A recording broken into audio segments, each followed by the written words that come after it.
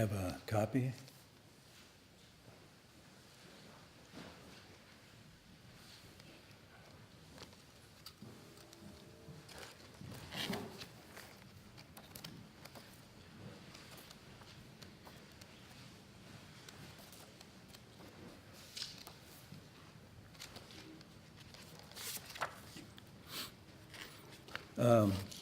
We finished 2 months ago. It seems like just a few days, but yeah, it was 2 months ago. And we're in chapter 8. We had just started chapter 8. And there's a total, the way the text is broken down, total of 10 chapters, I believe. Yeah. And so there is a good chance we might finish this semester. There's a good chance we won't, but all things being equal, we will continue.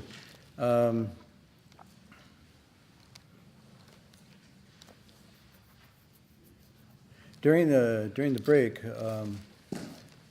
we went off to Taiwan. Some of us went off to Taiwan for a tour, give some talks and tie up some relationships with people there. And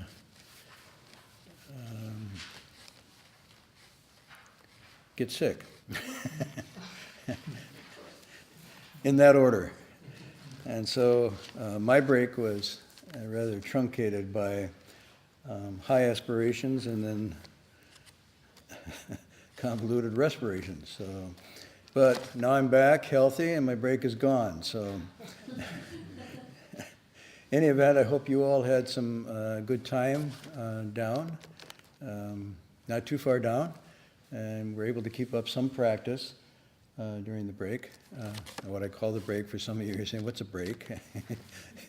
You don't have those. And then another part of our group went to Malaysia and did a jungle retreat. You got sick. And you got sick. I didn't get sick. Oh, you didn't get sick. Other Other folks got sick. So I was thinking the group that went to Malaysia had some slides and pictures, right? Yeah, I did. And you didn't bring back any mosquitoes. Oh my God, bites. You still have bites, okay. But I was thinking perhaps next week, if you're interested, maybe you could take 15 minutes or That's so. Chinese New Year. Huh? You're not allowed to do that. Chinese New Year. What are you not allowed to do? Next Friday is Chinese New Year. Next Friday's Chinese New Year. Obligated to go home. Oh, are we not having a class then? No, you guys can have a class. We Chinese folks have to go home. That sounds very joyous. We Chinese folks have to go home. As the Sixth Patriarch saying, exactly where is your home? Yeah. The following week is fine.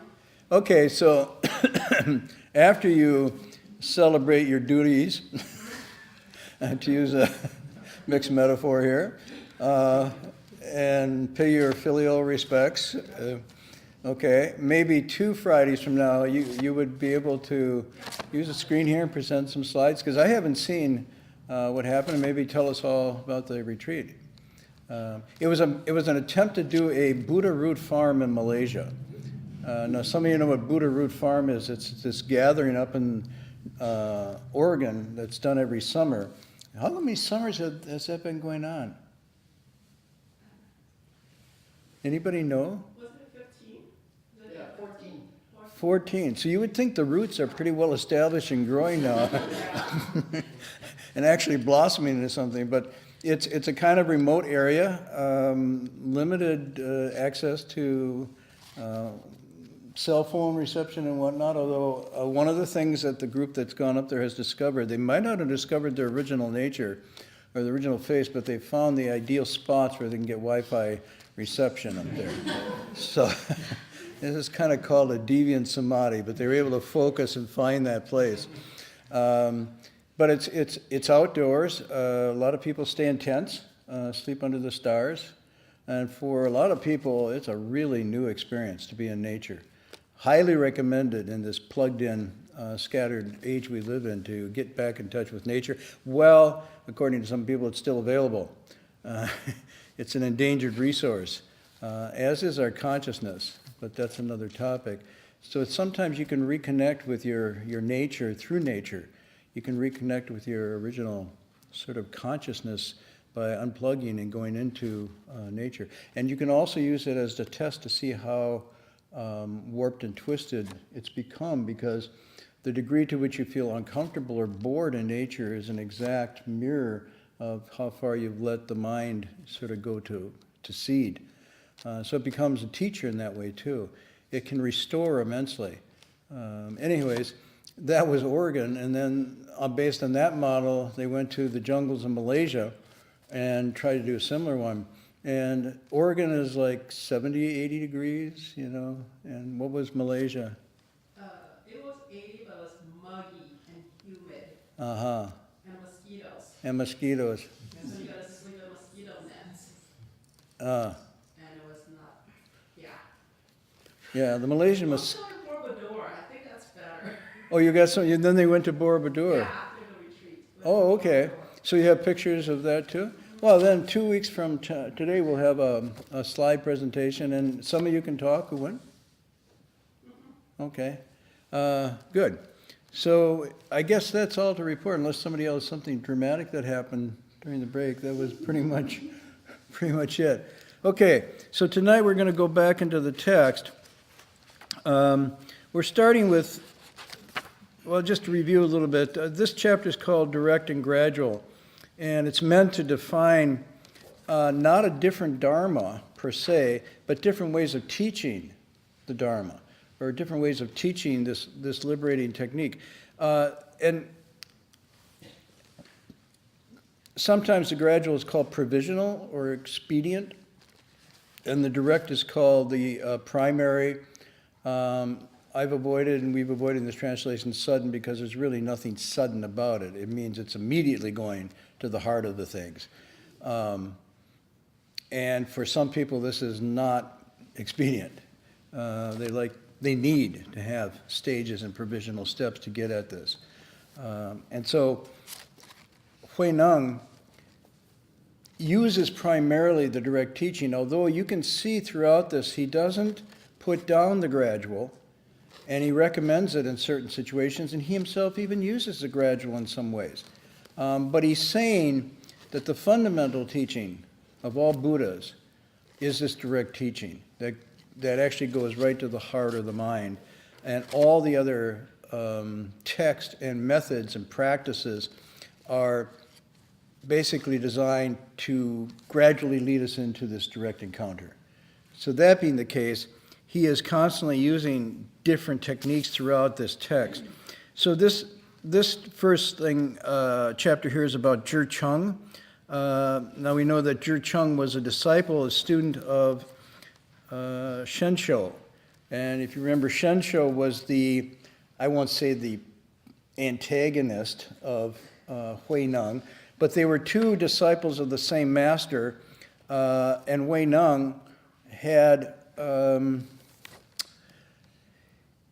it's hard to say, he wasn't smarter than Shensho. Actually, he probably wasn't in terms of actual learning, because Shensho was quite learned and had studied the text and memorized huge sections. It was lecturing by the time Hui Neng came to the monastery. Hui Neng was a wood gatherer, he was illiterate, and yet in this interesting exchange, it was Hui Neng who got certified as having understood the deep meaning of the Dharma and became the next patriarch in this lineage, and not Shensho. Nonetheless, they continued to teach, one in different areas, and Shensho set up this situation where there was a Dharma rivalry mostly going on with the students.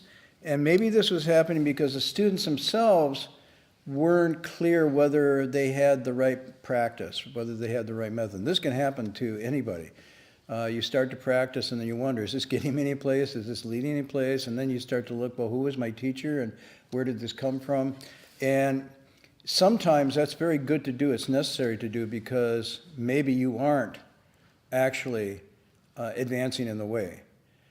And so it's always good to take stock. Now, we can talk about what that means. it often isn't what people want to hear. It's not that you can levitate and that means you're advancing in the way, or you can see past lives or know people's thoughts or kind of predict the numbers of the lottery and think, I'm really on the way here. It's nothing mystical or magical like that. It's actually very human and concrete. But that being said, there's also something one has to be careful of. If you start in this practice, and if you really have the fundamentals, which are the Shila, the basic moral precepts, and you will get tonight about what he means by precepts. It's not simply taking the vows, but it's actually a kind of very deep cleansing process that you go and investigate yourself from your actions to your words and actually to your mind. And you're taking precepts in a very, very deep way so that even if you don't express various impulses you have, you're keenly aware of them, whether they're on or off. And you're correcting them in a very, very quiet way. This is called mind ground precepting. But once you have that, then it leads to a calming or an equanimity of mind. And with that equanimity of mind, your priorities get changed and shifted in such a way as becomes, this is right, this is wrong, this is clear, this is foggy. These are good people to hang out with, these are not. This job I'm doing is facilitating me, this one is not facilitating me or making the world a better place, and so on and so forth. And sometimes this concentrated state of mind, and by concentrated means not moved by all the fluff and myriad things that distract. It doesn't mean a trance. It's called samadhi, but what it really means is a profound equanimity that in all situations you're really balanced and centered, you see things as they really are, and you're coming from your nature. You're coming from your nature. And that may not be what everybody wants you to do. If you're coming from your nature, there's a good chance that a lot of times not everybody's going to be on board and applauding you. And maybe that nobody is. And that's why it's important to make sure that you have a solid foundation.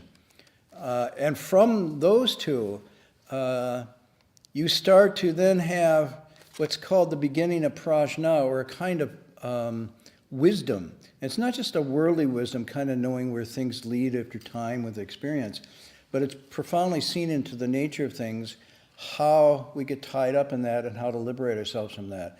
And really, in that state, your choices and decisions, without even making effort, become really clear and freeing.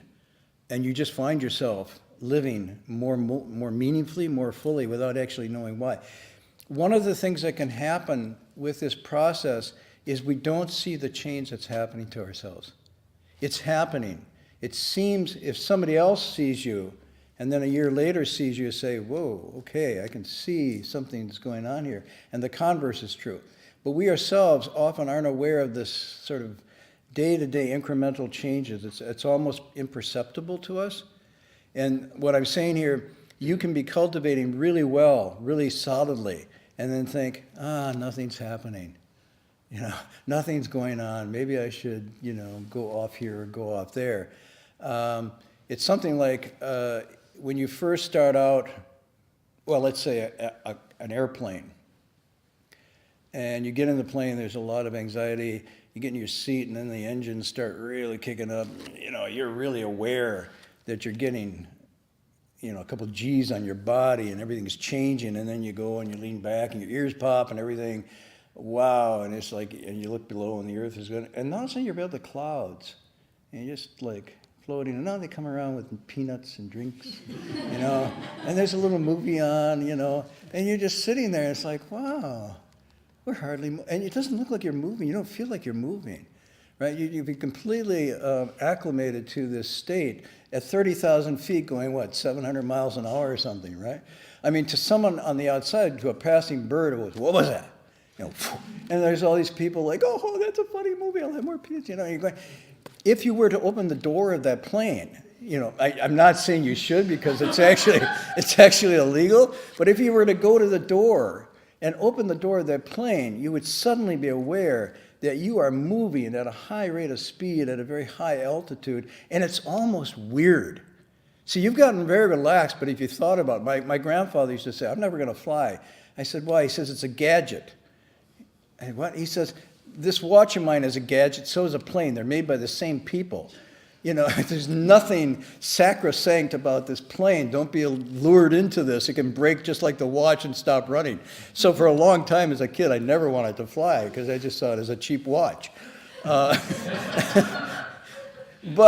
the idea is that when you're there, you're completely unaware, and then when you come down, of course, you are. So cultivation is not often dramatic. It's not like these dramatic, cathartic moments where you see lights and sweet dew rains down and suddenly, the walls part and you can see in the 10 directions and all the. It's actually quite natural and maybe even seemingly a little slow, but because it's really systemic, when you're really doing it right, it doesn't necessarily have all these profound things. It's just like something growing in a garden. It's just with good roots, with attending and whatnot. You just notice every day it just gets like that. But the plant itself might think nothing's happening. So I'm encouraging you in a sense to really examine whether the foundation you have is solid. And then don't worry. Just keep going. Be steady, constant, day after day, day after day. Just continue. And don't let this idea, which is a kind of a rush of greed, when am I going to get it? That as soon as you have that thought, you go back to the basics again and you just stay steady. So don't create doubts where there aren't doubts. And don't second guess yourself if you have a good method. If you have a good method, you have texture reading, it's pretty solid, just go long and steady. Okay, so Zhi Cheng is this disciple of the Shenqiu, and there's this feeling some of them have like ours is better than yours. It says here in the beginning that students did not understand this distinction, and some of them were debating and whatnot. Now maybe Zhi Cheng was one of those, and maybe he didn't say it. So that maybe the Sixth Patriarch is saying, well, why don't you go check out, his teacher, Shenqiu, said, why don't you go check out the Sixth Patriarch and see for yourself? That may be one explanation. We went through this last time. Why was it? Or was he just testing him to see, are you really my loyal disciple? I'm going to test him and say, well, you should go study with Dharma Master so-and-so. And then if you go, he's like, okay, you didn't believe me in the first place. So it could be a test. Or some people said maybe because he instructed him to go and then come back and tell him everything he heard. So maybe Shenqiu is trying to figure out what is he actually teaching. They didn't have Facebook and Twitter then. They didn't have recordings and they didn't have live streaming or any of this stuff. So if Dharma Master so-and-so was even 10 miles down the road, you had no idea what he was saying, right? That's impossible for us to conceive of now because we feel we have access to everything. Anything you want to know, you just go on the internet. And sometimes you can sit there and listen to Eisenhower give his inaugural address still, even if you weren't there. I don't think they've done that with the Buddha yet, that you can actually go and get a YouTube of the Buddha, but somebody might create something like that. So the only way Shenqiu would have to know is that he would have been listening, and he wasn't. So Zhi Cheng goes. Zhi Cheng tries to basically not make a show of himself. He conceals himself. Hui Neng knows he's there. He calls him a thief. I think he's playing with him a little bit here. Coming to steal the Dharma. But again, he's playing back to. Anybody get struck with that idea, why he said he was a thief? Someone new here tonight? Is there somebody who's totally new here tonight? Anybody? Totally new? I don't say I was here in my past life. No, I don't. You're like totally new this life. Nobody's totally new. Okay, too bad. I could say somebody's totally new and say, oh, you're a thief. Welcome. So what might be behind this idea of the thief, if we thought about it more? Just in the context of the text here.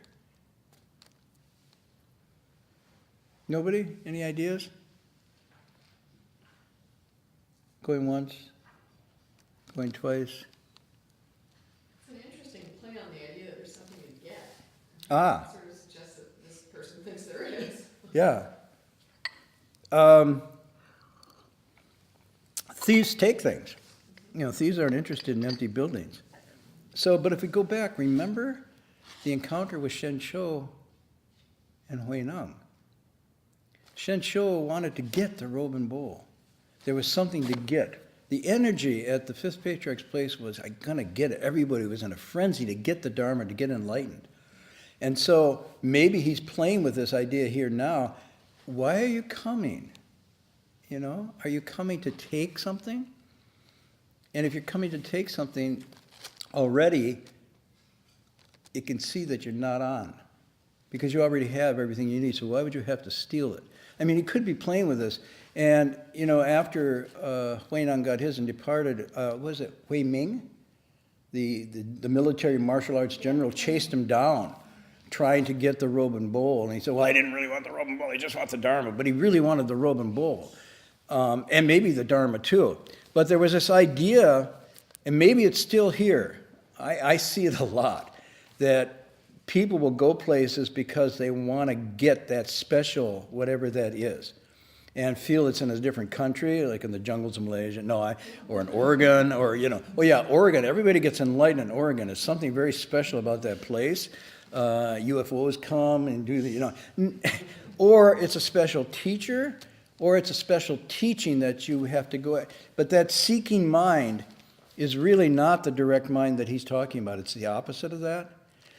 So he teases him a little bit, and maybe he's hitting on a nerve here of maybe Zhi Chung is seeking something.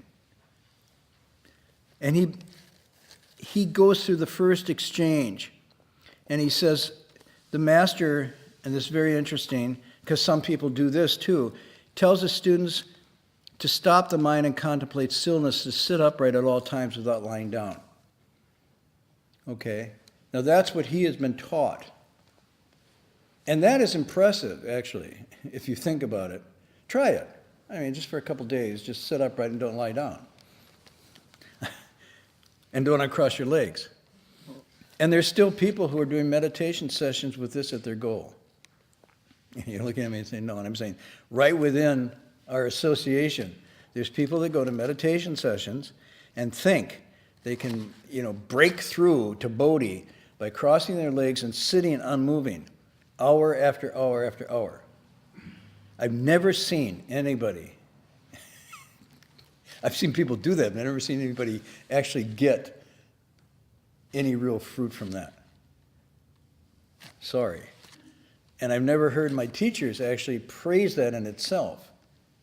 So be careful about these kinds of things, because really it isn't about cultivating a kind of stamina of body. It's actually cultivating a state of mind. So you know what he says? He says if you stop the mind in this way and you contemplate, it's a sickness, it's not Chan. This constant immobility of the body restricts the body. It's actually unhealthy for the body. It's not wholesome. And how will it lead you to discovering what's true? Then he says you can sit without lying down from the moment you're born. But when you die, you'll lie down and you'll never get up again.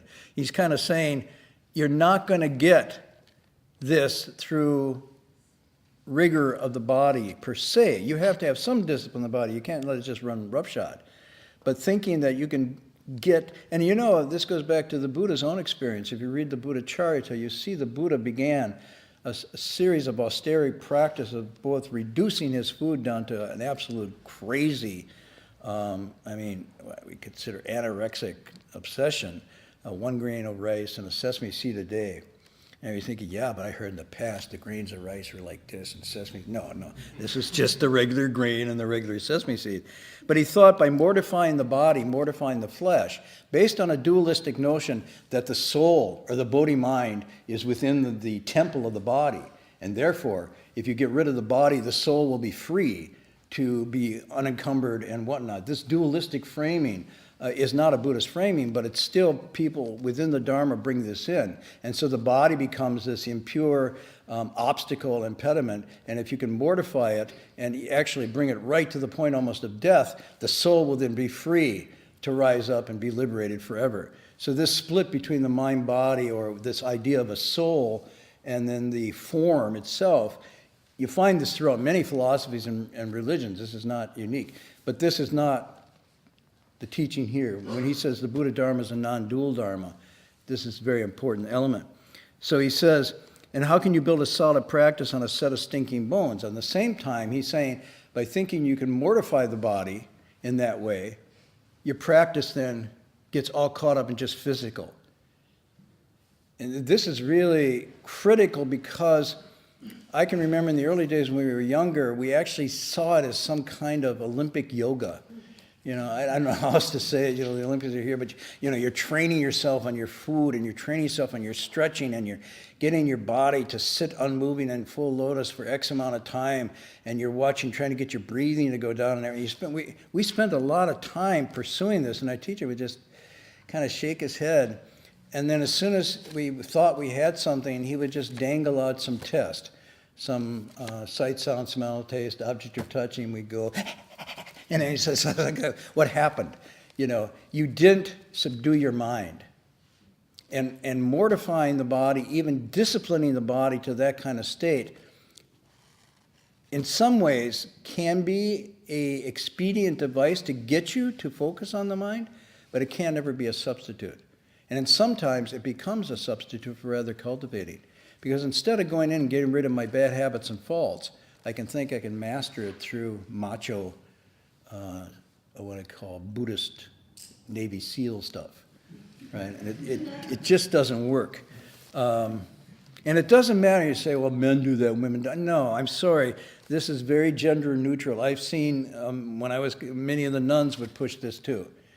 It doesn't have to do with anything like that. And it doesn't East and West. Westerners would do it and Asians would do it.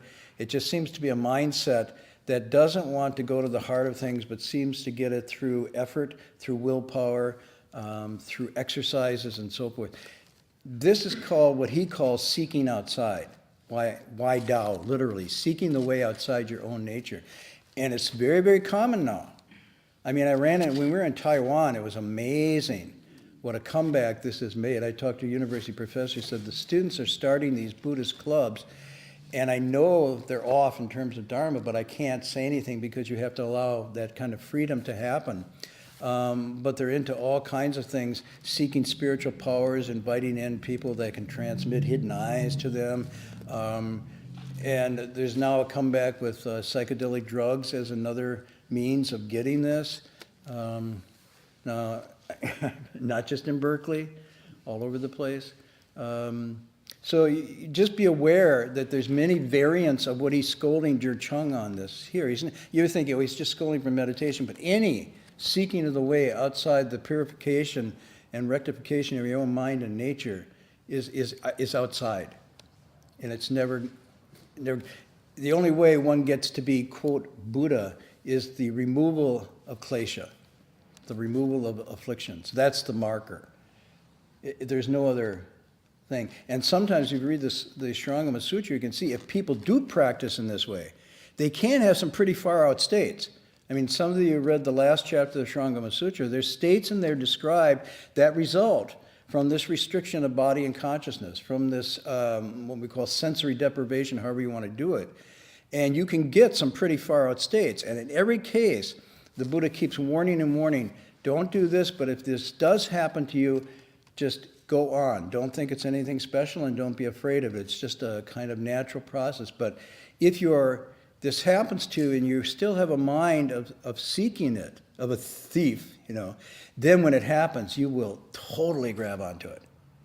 Even when you read the text, you could have memorized the text and you know this, and you'll be doing something and some state will come and you will grab onto it. Guaranteed. So the only reason for reading the text is when you grab onto it, you have a counter dose you can take and say, where was that medicine? Let's see, I put it, and then you can go in and see what happened. Now maybe for some of you who are, some of you have been here for a while, you may have had some special states in your experience. But I would advise you to go really look at the Shurangama Sutra as a guide to steering clear of that sort of thing. It'll happen if you're seeking it or not, perhaps. It's not that but it will happen faster if you're seeking it. It kind of becomes a self-fulfilling lust. Anyhow, so Jer Chung, now we're into the next page. And Jer Chung has a realization here. He said, I've studied 9 years and I haven't really realized anything. Now hearing what you've just said, I am reconnected to my original mind. I've reconnected to my own nature. In a sense, he's saying, it's interesting that this could have been given to a number of people and not have that response, but he was ready. And, in another sense, he really tried for 9 years. That's a long time. Anybody been here 9 years? Yeah. I mean, it doesn't seem, maybe you're having fun and it doesn't seem like a long time, but 9 years is a long time to put it in anything. You can get a PhD faster than 9 years. Yeah, Feta?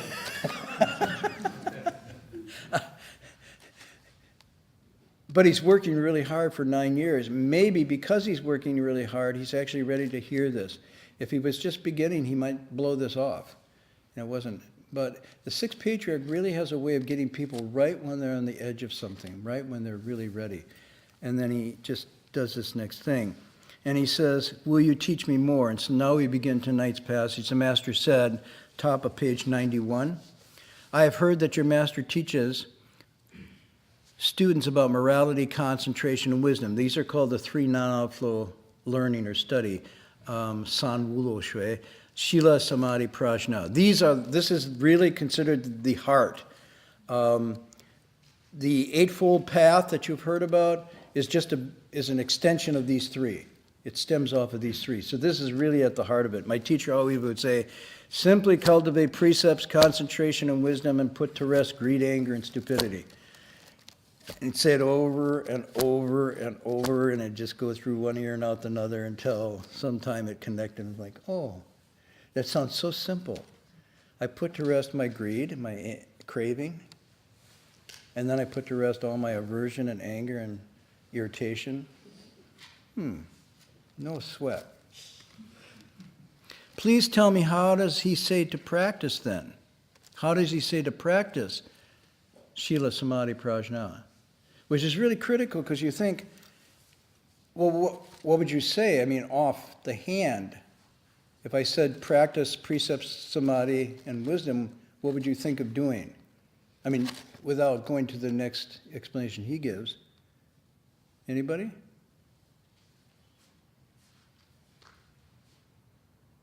Some of you have taken what are called the precepts. You take vows to uphold the precepts. No killing, no stealing.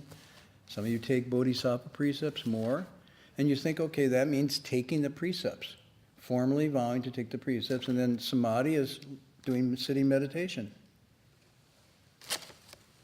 But he's not saying that. Great Master Shensho says, doing no evil is morality. And doing good is wisdom. And purifying one's own mind is concentration. This is a step up. If you really think of it, it's not unlike what the Sixth Patriarch did earlier when he gave refuge. He said the Buddha is your own enlightened nature. The Dharma is the truth within that nature, and the Sangha is your own purity. So this is not too far away when he says doing no evil is morality, doing good is wisdom, and purifying your mind is conscience. This occurs in many stories. Remember the story I told you about the monk who lived in a tree? Remember? Come on. Nobody. Who's the monk that lived in the tree? Way up in the tree. Bird Nest, he was called. He was a famous monk. He lived in a tree, Bird Nest. Okay. I told you this story. Maybe it was 9 years ago. Okay. A mind like empty space. All right. So Bird Nest lived in this tree. He's very famous because he actually just cultivated a very strong practice. And so there was this very famous scholar who reached a stage in his life. It was sort of a post-midlife crisis where he said, look, I've been doing this all, and what is it worth? What is it for? Some of you may have not had that experience. You're in the middle of it, or something to look forward to, but it will come. It will come when you ask, what is this all that I've been doing? Okay, and he had this experience. He heard about Bird Nest, so he made this long journey. He sold a lot of things to make this long journey because, always in these stories, Bird Nest is never next door. Okay, Bird Nest is very far away. And so he made the long trek. He was old. It wasn't easy to hike. And so he finally gets to Bird Nest, and he said, I've come all this way. I've studied all the great classics and everything. I still don't know how it is I become a Buddha, become fully awakened. Teach me this profound teaching. And Bird Nest says, just do no evil, just do good, and purify your mind. So this is this one here, right? Do no evil, doing good, purify your own mind. And Bird Nest just says that to him, and then Bird Nest just goes across. And the scholar gets really pissed off and red and angry, and he shouts. He said, I've spent my years studying the classics, I can memorize, and so on and so forth. I've come all this way, and you tell me something even a 6-year-old knows. And then Bird Nest leaned over, he says, yes, it's true that even a 6-year-old knows this, but a 60-year-old can't do it. And he pulled back. And the scholar had a kind of awakening, which is, say this, it's really easy. I mean, you could actually do this and say, I'm going to cultivate something really profound. Every night before I'm going to go to sleep, I'm going to say, did I do nothing bad or wrong today? Did I do anything that is good? And what did I do with my mind? Did I actually vacuum up a lot of crap? Or did I, and just do it every night. And then when you start in the morning, you could start, okay, it's a clean slate. I have a chance to do something good today. There's a slight chance I may goof up a little, but. And then you pick up your iPhone and already you're down a road before you even get out of bed. Okay, and then the purification of the mind. It's not so much you want to purify the mind because the Sixth Patriarch is saying it's already pure. So you want to say, what am I collecting? You can look at it like it's really beautiful. You get up in the morning, assuming some of you actually get up in the morning, and that's usually before noon, I just want to tell you. You can actually get up and see the sunrise, and you can do this exercise. Taoists do it as well. You say, okay, day is over, the past is gone, today is a fresh new day, the sun is rising, I'm a new person. You can even shower and feel okay, and then you just for a moment say, I can start anew. I don't have to repeat what I did yesterday. I don't have to accumulate these thoughts, these feelings, this negative stuff. I can really just hold steady. And it's not like I have to purify your mind. Just don't suck any pollution in. Just don't take any in. Be careful what you eat. And I mean by eating with your eyes, your ears, your nose, your tongue, your mind. Berkeley, people are really careful about their diet. Unbelievable. I just went to some dinner party, and by time I said, well, did it have gluten? Did it have this? I'm allergic to that. Not too much oil. Is it organic? What part of organic? Did it come from Oregon or California? Because, California organic is not really, on and on and on. And finally you got down, and there was 8 dishes, and they were 8 main dishes because nobody could eat any other dish except...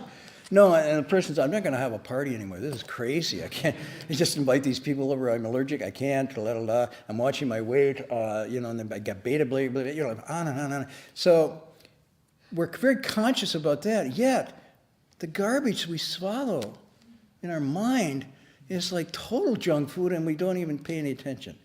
This is like the famous story from Mencius, where Mencius says a farmer will lose his dogs and his pigs, and he'll go and all night long with a lantern looking for them. But if he loses his mind, he doesn't even know to go look for it. And then Mencius ends by saying the whole purpose of learning, of going to school, which is not the California standards these days, and the whole purpose of cultivating is to recover your lost mind, the mind you lost. And so to look for that means each morning you can do this exercise. Just say, okay, right now it's pretty clean. I haven't sucked in a lot here. I'm going to really be careful what I take in through my eyes, my ears. And I'm going to be careful about what I let out in terms of jealousy, competitiveness, anger, and so forth. And so what you're just trying to do is be careful what you eat. And then any opportunity, I'm just being very simple here, but I'm relating what my teacher was teaching us. He said, if there is good, support it and advance it. If there's no good, create some. So he said, if it's already there, help it along. If it's not there, do it on your own. And this is where you can really get creative, especially in the world we're living in now. There's a lot of opportunity to do good that's never been done before. And then he said, if there's something that's wrong, don't support it. Don't encourage it, even by absorbing it into your own system. And if it hasn't been, don't start it up. So if it's like, I could come up with a new evil today, something that's never been done before. Online, there's immense opportunities to do this. So what you're doing in a very simple way is just taking this away from something that seems either overly simple, which means we miss it, or overly complex and just taking it as what I do every day. Body, mouth, mind. What am I doing with these three? Good, bad, purify, not. This becomes a kind of, and when you sit in meditation, you can just do a little quick inventory. And as you do that inventory, things will rise. You'll see things and just say, okay, of all this I've done that isn't, I really regret, I repent, and I be done with it. All that I did that was good, I will transfer and hope more will come of this. And whatever garbage I collected, recycle. Just recycle. Now, what does that mean? You dump it on somebody else. No. A lot of people think that's recycling.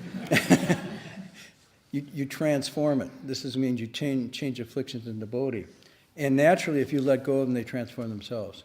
If you really let go, it recycles by itself. You don't have to make an effort.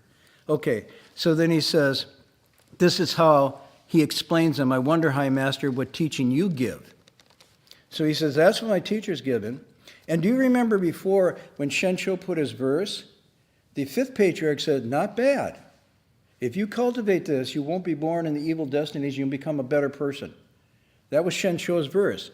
So now he's doing this very interesting replay here. He's taking what his teacher's teaching, and he's asking him, what do you teach?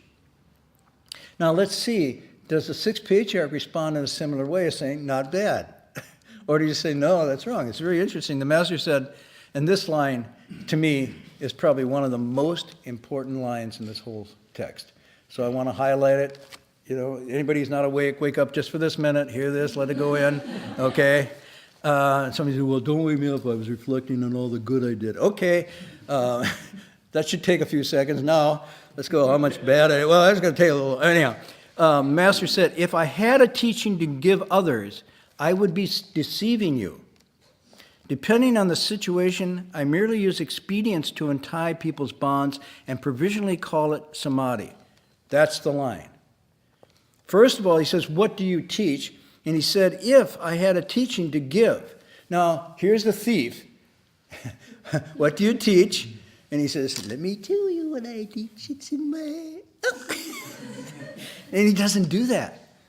He really hits him back and he said, I'm sorry you came all this way for a teaching because I have no teaching to give. Now, this has got to be... He's got the student's attention at this point. Then, the obvious thing is, like, why are all these people here then? You know, if you have no teaching to give, is this true or is he lying? Let me ask you that. Now, be careful. I'm not saying, oh, I don't dare say that a sage lies and then I'll fall into the hells, you know. Actually, most of us are in the hells most of the time, so it's not that ready to fall, but seriously, come on. Isn't most of what we have kind of hellish? Okay. Is he lying? Does he have no teaching? Did all these previous pages, they should be blank. They're not. What happened? Why aren't they blank? Did he not teach anything? Name something he taught. Don't say 9 years blank. Come on. Even if you have the book, you can go back. Well, he taught prajna. Okay. What else did he teach?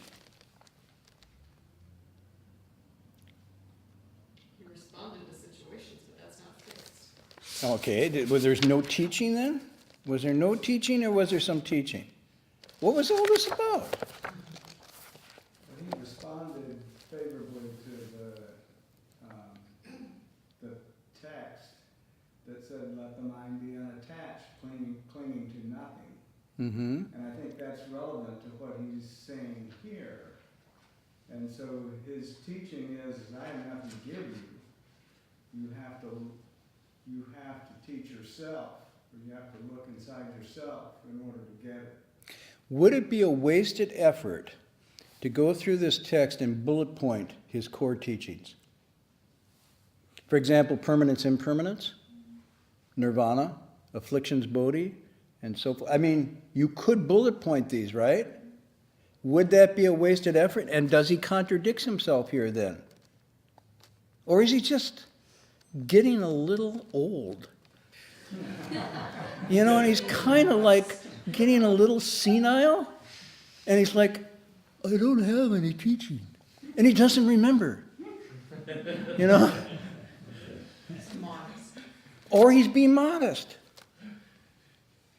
Yes. I guess it depends on how you look at teaching, the definition of teaching. If teaching in a broader sense, in a narrow sense, is something external to you, that's, yes, he might not be teaching things. Mm-hmm. But if in a broader sense, that teaching is a way to untie the knot, Which that's what he says here, right? I untie people's bonds or knots. feel what's already inside, uncover what was covered, then that is teaching. Depends on how you look at teaching. So, this is a very key distinction. What is this thing we call Buddhism? What is this thing we call the teaching? And what is it for? Yeah, this is very interesting because you could say it is the collection of the Tripitaka. The teachings are the word of the Buddha, Buddha Vachana. These are the teachings. That whole bookshelf back there, that whole case is all the teachings. That's the letter, the formal. But is that really the teaching? When he says, I have no teaching, is he saying, I didn't study any of that, I didn't know it? Because he could say, because he's illiterate, he's just saying, I'm sorry, I'm really dumb, I never studied anything, so I don't have any teaching? And yet, he's got all these disciples. So I'm sorry, the relationship isn't like a fraternity.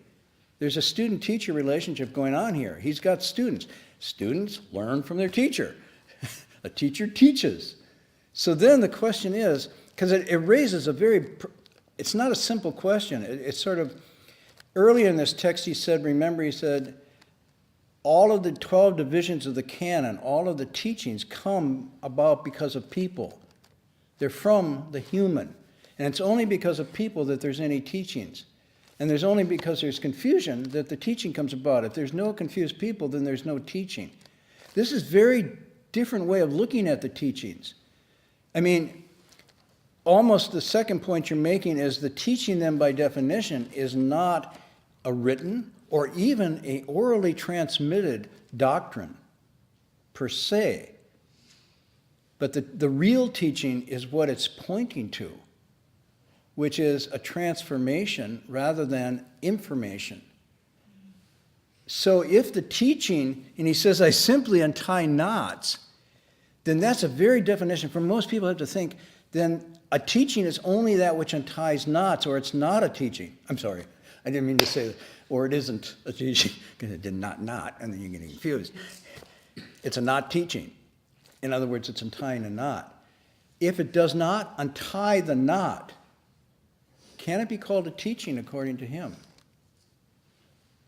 So if I say to you, for example,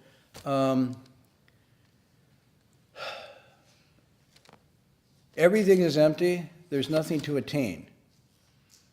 And you say, I'm out of here, I'm never coming back to Berkeley Buddhist Monastery. It was a real bummer. This guy sucks, and that Buddhist thing sucks. And I came here because I was really afflicted and I wanted to change my ways and I wanted to wake up a little bit. And now he says there's nothing to attain. Moreover, there's no one to attain it. And so you just go, okay. And for 9 lifetimes, you never come back. Was that a teaching?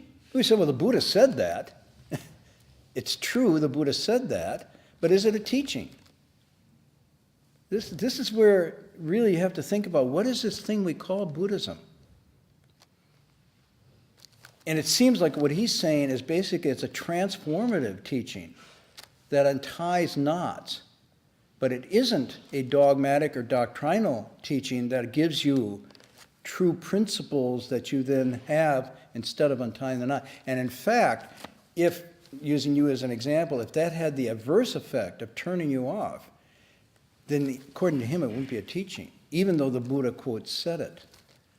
So this is really, really interesting because what it requires is almost like a sense of the knot. When you go home and talk to your parents, you can't talk to your parents, you have to talk to their knots. When you talk to your children and say, I want you to go to the temple and bow to the Buddhas. Okay, and they go, why? Because I said so. You would have to address a knot or there's no purchase. There's no traction.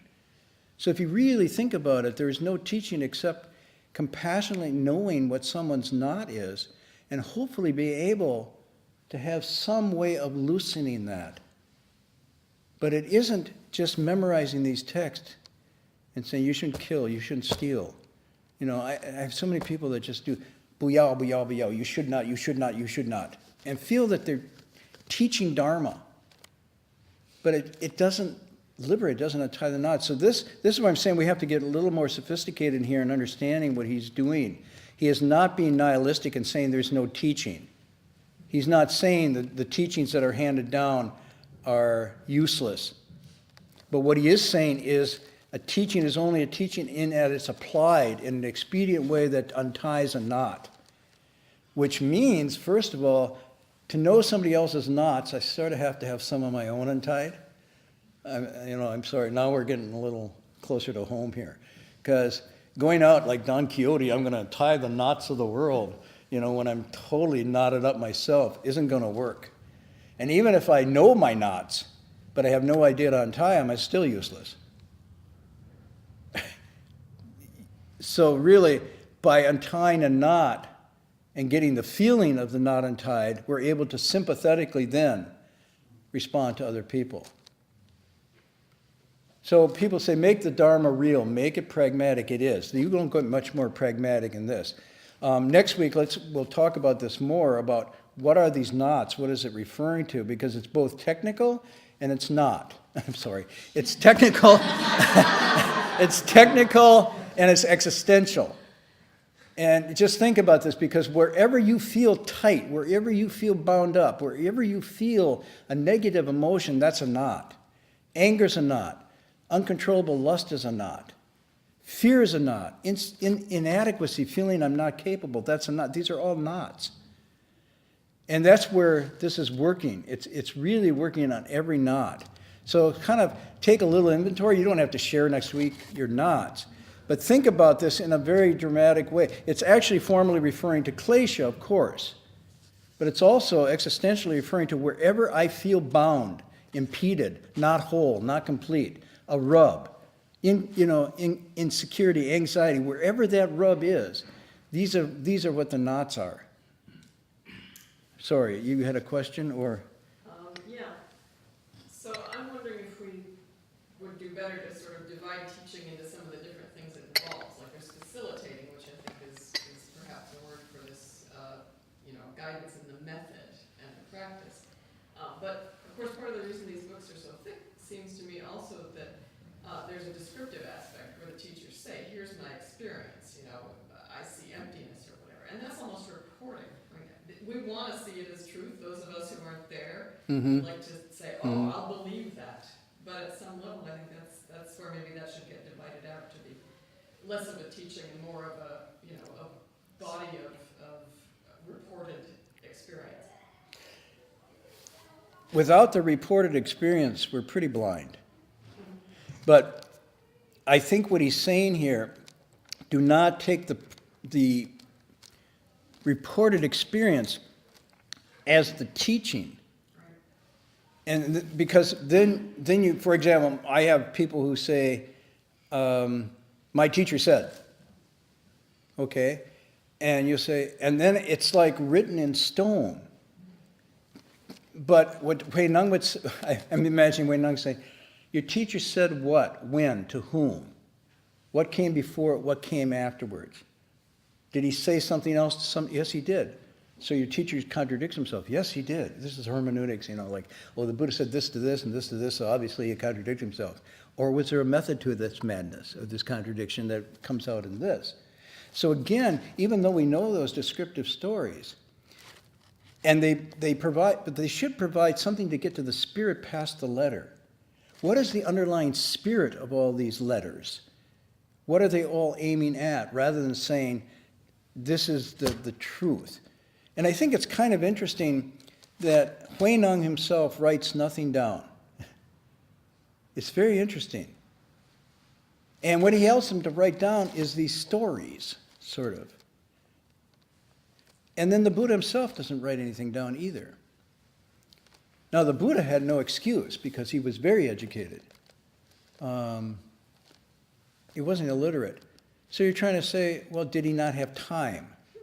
Or did he become a Buddha because he didn't want to get a PhD where you have to write things down? He thought like, it'd be easier to be a Buddha because you don't have to do a dissertation. Wow, I'm going to be a Buddha.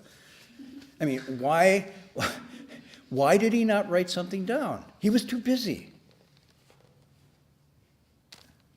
I mean, this is a very interesting question.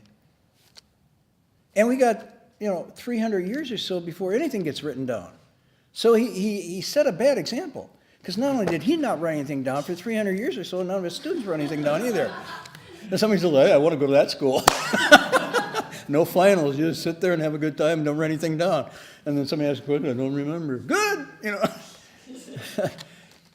I think we need to look into this. I'm suggesting that the Buddha perhaps did not write something down because his fear was that people would turn this into the word, the truth, the dogma. And it would lose its vitality. It would lose its ability to be responsive to the knots. If you try to work on somebody's knot, you try to work on somebody where it's not a knot, there's nothing going to happen. And, even preaching to somebody to be a Buddhist creates a knot. Do you know what I mean? It's like, for me, given my background, I'm not going to go into it. Anybody who comes up and tries to convert me, man, I'm gone. I don't care how sincere you are. You have a halo, it doesn't matter. You come up and you kind of hit on me for the conversion, I am gone. Okay? That's Thoreau's line. Someone comes to your front door wishing to do you well, run out the back as fast as you can. Okay? So, why am I here? Not because my teacher said, you should become a Buddhist. Like, how you doing? Oh, I'm doing pretty good. Really? Well, kind of. Well, in the kind of you're not, what is that? Well, it's this and this. Oh, you should look into that. Huh? This back and forth, moving in towards the knot, moving in towards the knot. And then I thought, well, I'll just cut it. He said, well, if you cut the knot and you cut the cord, it's no good anymore. Well, how do I tie it? He said, well, how did you tie it up in the first place? This kind of thing caught me. It was like, okay, this is an interesting back forth thing. You should give up this. You should become a monk. No, he never did anything like that. He says, how's it feeling? How are your knots?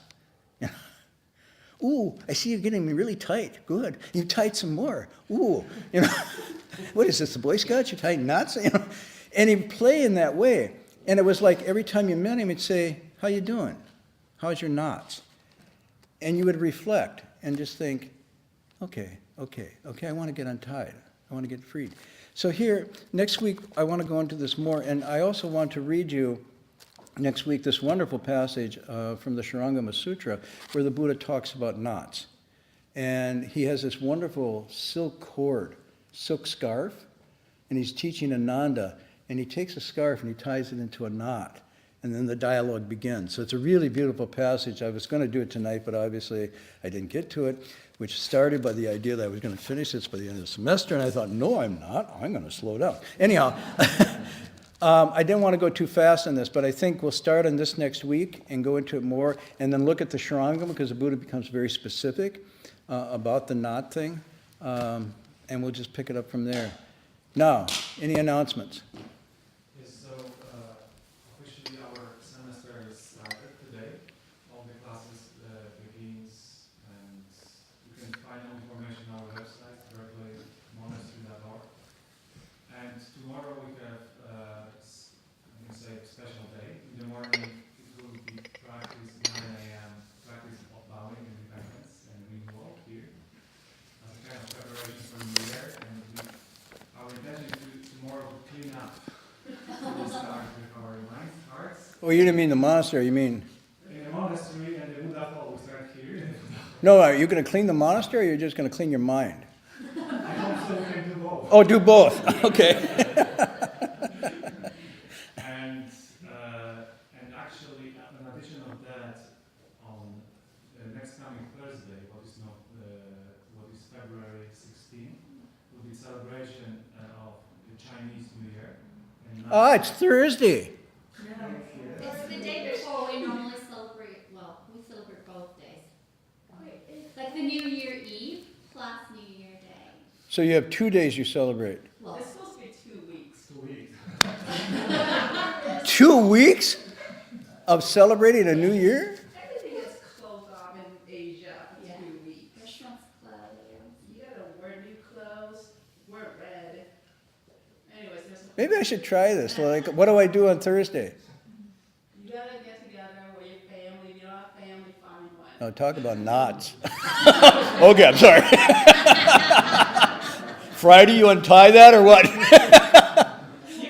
friends, get together with your friends. Friends, okay. And what do you do? You eat a meal. You eat. You eat, that's what I do. Okay.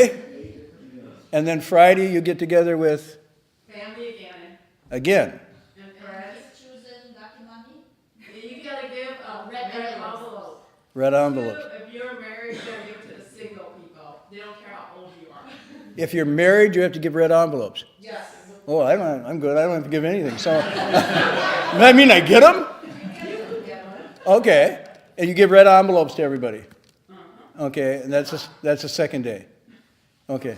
First day is Thursday. And you eat that day. I guess there's a lot of eating going on. Okay. I thought somebody told me there was 3 days. No, it's very long. Most important is the first 3 days. Just think of Christmas, Thanksgiving, New Year combined. Whoa. Whoa, family and. So we better have a class on Friday. I'm just thinking. You're gonna count your knots for sure. Okay. So we will have a class on Friday? Yeah, go. Is the celebration on Friday or Saturday? Friday and Saturday. So you have another option, 2 days. In the morning, Friday, from 8:30 a.m., we'll recite Om Mani Padme Hum mantra. So you have a Friday celebration here. And Saturday, Saturday also something. And then what would you say Thursday was nothing? Thursday's Chinese New Year Eve. So nothing here on Thursday. nothing here, right?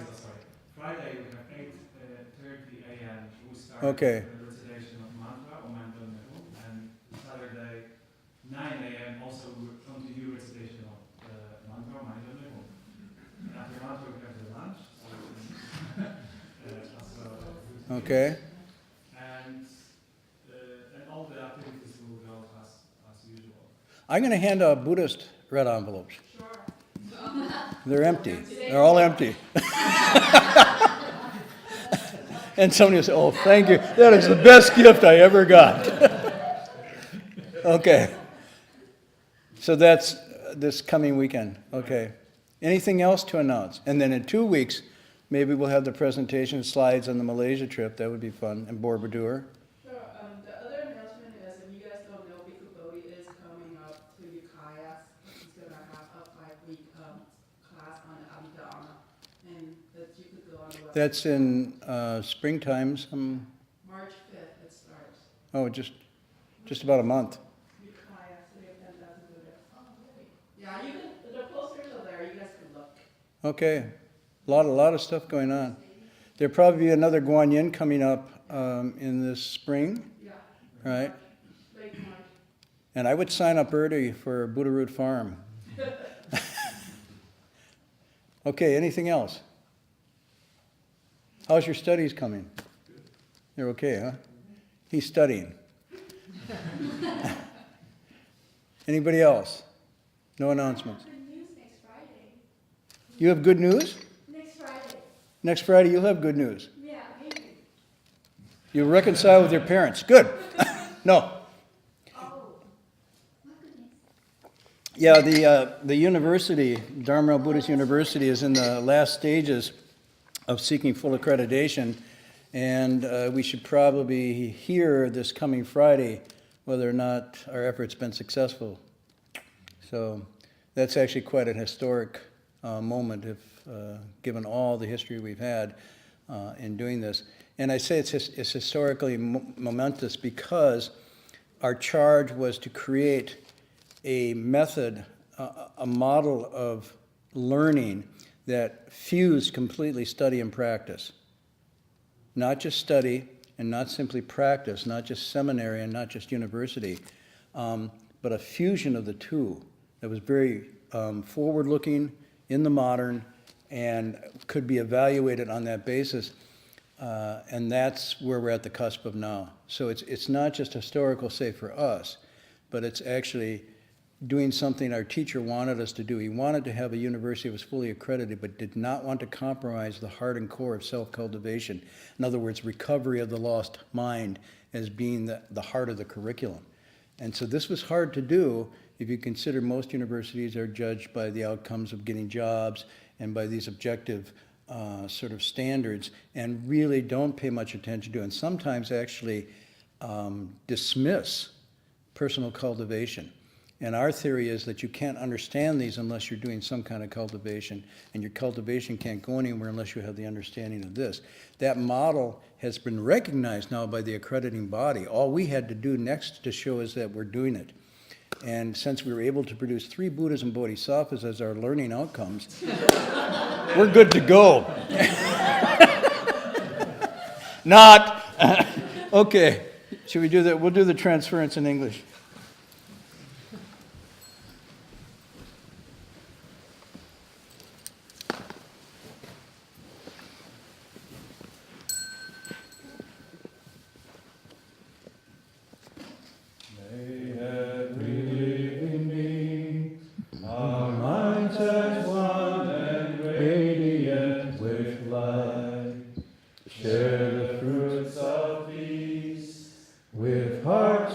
Goodness, luminous and bright.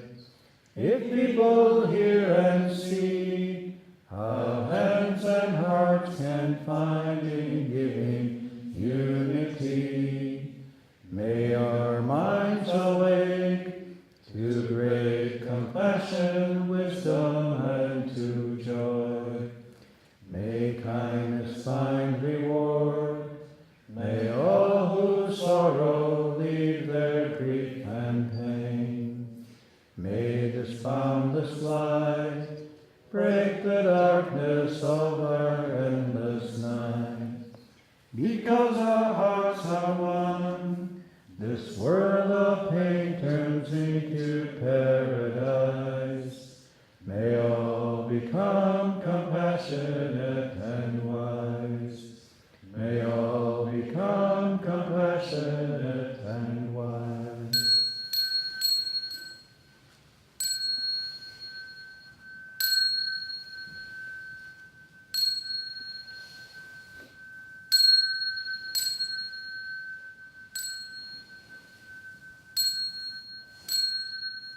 Bowing respect to the triple jewel.